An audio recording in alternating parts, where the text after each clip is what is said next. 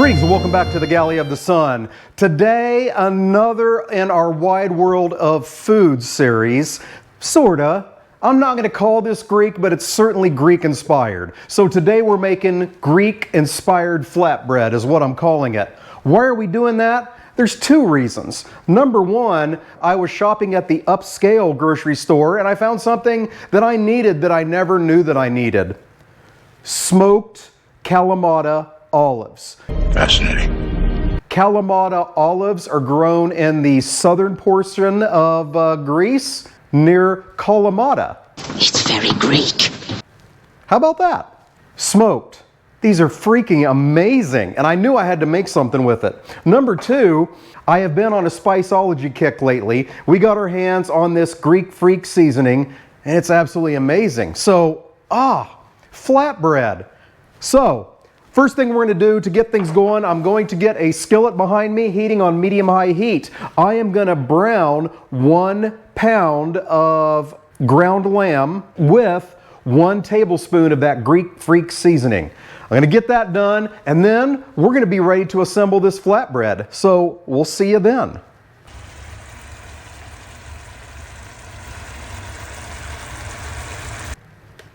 All right, so the lamb's done cooking, and I know we didn't dwell on it a whole lot. It's not all that exciting, and I didn't want to put you to sheep. That was bad.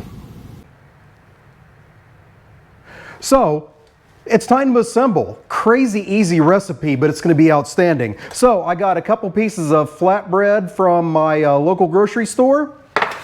For this recipe, this is going to make enough for 4 of them. I also got some garlic spread from there. I'm going to take the garlic spread and mush that all over the flatbread.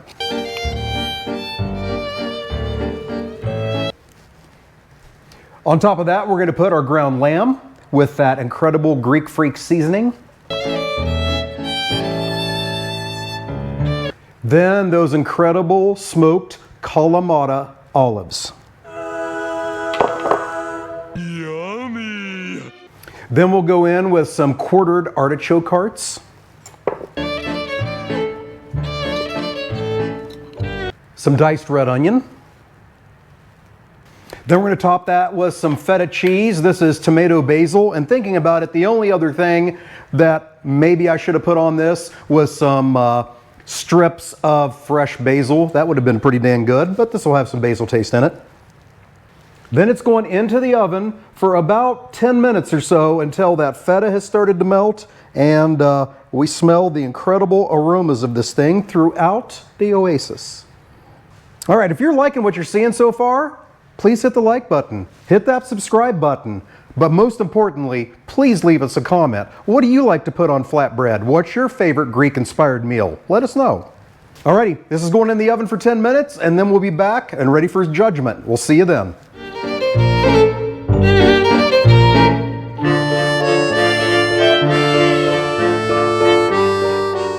Alrighty, after 10 minutes of cooking, it is ready. We've let it cool a little bit. Time for judgment from Charlotte. I'm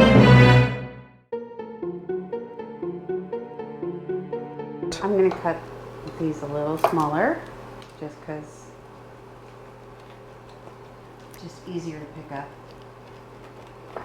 Y'all are lucky. I have all natural today. No makeup, nothing. Around a little bit. All right, the moment of truth. Oh, that's delicious. Very, very Greek.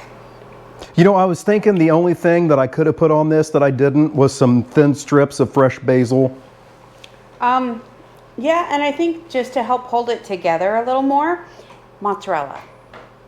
Okay, okay. Mozzarella or provolone, just to hold it together some more.